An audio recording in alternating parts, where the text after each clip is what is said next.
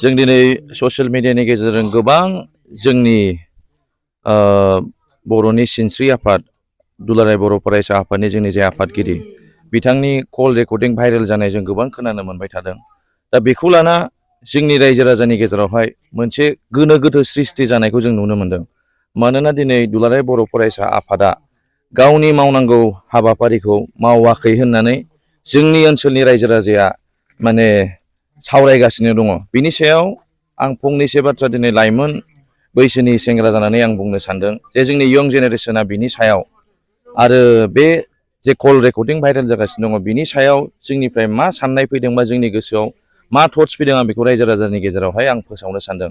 दिनै जों गोबाव सम सिगांनिफ्रायनो जेब्ला बिटिआर एकर्ड जादोंमोन बिनि उनाव जोंनि बिटिसिआव जेब्ला गुलाय गुजाय प्रब्लेमखौ जों नुदोंमोन, एनकाउन्टार जानाय, इभिक्सन जानाय बा बिभिन्न प्रब्लेम जानाय, बे समनिफ्रायनो जों खावलायबोबाय थादों जे दुलाराय बर' फरायसा आफादाहाय गावनि मावनांगौ हाबाफारिखौ मावनांगौ आरो जाथियावहाय अलखद जायोब्ला बे अलखदखौ समाधान खालामनानै होनांगौ होननानै जों सिगांनिफ्रायनो निउसनि गेजेरजों बा जोंनि लाइमोन सेंग्रा सिख्लानि गोसोआव बे खोथाया सोमजिखांबोबाय थादों।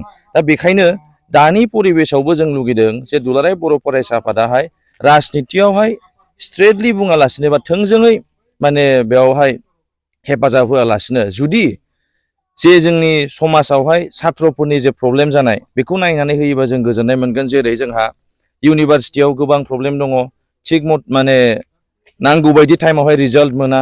दिनै जोंना गुबुन गुबुन कलेज दङ, हायार सेकेन्डारि स्कुल दङ, जेरै जोंना क'क्राझार गभ हायार सेकेन्डारि एन.एम.पि स्कुल, बेयावहाय जों बुंनो थाङोबा दिनै लकेलनि एरिया मोनथिगोन जे बे कलेजआ मोनसे जारिमिनारि कलेज, गोबाव बोसोर फुराना जाबाय बे कलेजआहाय।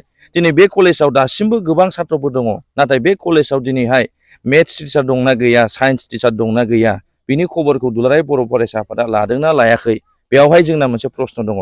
दिनै बड'लेण्ड इउनिभारसिटियावहाय दिनै जोंहा स्टुडेन्टफोरनि हस्टेल सिट केपासिटिया बारायबावनांगौ ना बारायबावनाङा, दिनै जोंना हस्टेलावहाय सिट केपासिटिया खम ना बारा, बिनि खबरखौ जोंनि दुलाराय बर' फरायसा आफादा लादोंना लायाखै, बे जोंनाव मोनसे प्रश्न दङ। दिनै जोंहा बड'लेण्ड मुलुगसोलोंसालिमायावहाय दासिमबो जों बुंबाय थागोन दिनैहाय खौथि खौथि फैसा दिनै टेम्परारि प्रग्रामावहाय जेरै नलेज फेस्टिभेल बा जोंहा ISPL, बेयावहाय जोंनि इडुकेसन जे फान्ड दङ बिनिफ्राय बाहायनायखौ जों नुबाय खौथि खौथि फैसा, नाथाय दिनैसिमबो गार्लस सेफटिनि थाखाय बा जोंनि स्टुडेन्टफोरनि सुबिदानि थाखाय दासिमबो इउनिभारसिटिनि गेटनि बायहेरायाव दिनैसिम जों स्ट्रिट लाइट नुनो मोनाखै। दिनै इडुकेसन सेक्टरावहाय बिटिआर एकर्डनि गेजेरजों जों नुनो मोन्दोंमोन NIT जागोन, जोंहा दिनै ट्राइबेल इउनिभारसिटि जागोन, स्पर्ट्स इउनिभारसिटि जागोन, बेफोरखौ जों सिगां समाव बिटिआर एकर्ड जानायनि उनाव खोनाबा जों लाइमोनफोरा गोबां गोग्गानाय मोनदोंमोन आरो जों खुसि मोनदोंमोन जे जों फरायनो मोनाब्लाबो जाहाथे जोंनि इयुन जोलैया बै NIT आव फरायदों बा बै मेडिकेल कलेजाव बा जोंनि बै ट्राइबेल इउनिभारसिटि बा स्पर्ट्स इउनिभारसिटियाव फरायनानै जोंनि ओनसोलखौ जौगाखांहोथों बा जौगाखांहोगोन होनना जोंनाव मोनसे माने गोसोआव गोजोननाय फैदोंमोन। नाथाय दुखुनांथाव बाथ्रा, दिनैसिमबो बे NITनि जे NITखौ जे बानायगोन बा NITनि नामाव जे माबा मोनसे गभर्नमेन्टआ स्टेप लादों जों बेखौ नुनो मोनाखै। दासिमावबो आरोबाव जोंनि बर' रायजो राजानि गेजेरावहाय मोनसे खोथाया बार बार सोमजिखांबाय थादों। दिनै जुदि दुलाराय बर' फरायसा आफादाहाय जुदि दिनै फेरेंगा सारखौ जुदि फोरोंनो हायोब्ला जे बिथाङा मा प्रश्न खालामनांगौ मा प्रश्न खालामनाङा, अब्ला आं खावलायनो सानदों बिथांमोना दा UPPLआ सरकारावनो दङ आरो जिहेतु एबसुआ UPPLखौ इनडाइरेक्टलि बा डाइरेक्टलि सापर्ट खालामगासिनोआनोखा। जों लुगैनाया बे बिटिसिनि एसेम्ब्लियाव जाहाथे मोनसे बिल पास खालामनानै हरथों बा मोनसे माने मेम'रेन्डाम हरथों आसाम गभर्नमेन्टनोहाय जे जेलाव थानाय बिग्रायारि आदामोनखौ बख'नांगौ होननानै हरथोंखौ जों लुगैदोंमोन, नाथाय दिनैसिमबो जों हरनायखौ जों नुवाखै। जोंना आसाम एसेम्ब्लियावहाय जोंना दिनै UPPL लिडारफोर दङ, जोंनि दिनै मानाव गेदेर लरेन्स इस्लारि सार, जोंनि एबसुनिनो जेनेरेल सेक्रेटारिमोन, बिथाङा दिनै MLA जानानै दङ। बिथांमोननिफ्रायबो जों लाइमोन इउथ्सफोरा लुगैयो जे बिथाङाबो आसाम एसेम्ब्लियाव जाहाथे मोनसे मेम'रेन्डाम होथों बा माबा मोनसे डिमान्ड खालामथों जे बिग्रायारि आदामोन जेलाव थानायखौ बख'नांगौ होनना। नाथाय दिनै दुखुनांथाव बाथ्राया बेनो, जों नुनो मोनाखै दिनै जे हाबाफारिखौ दुलाराय बर' फरायसा आफादा मावनांगौमोन बेखौ मावजोबनाय जों मावजोबनाय नुवाखै।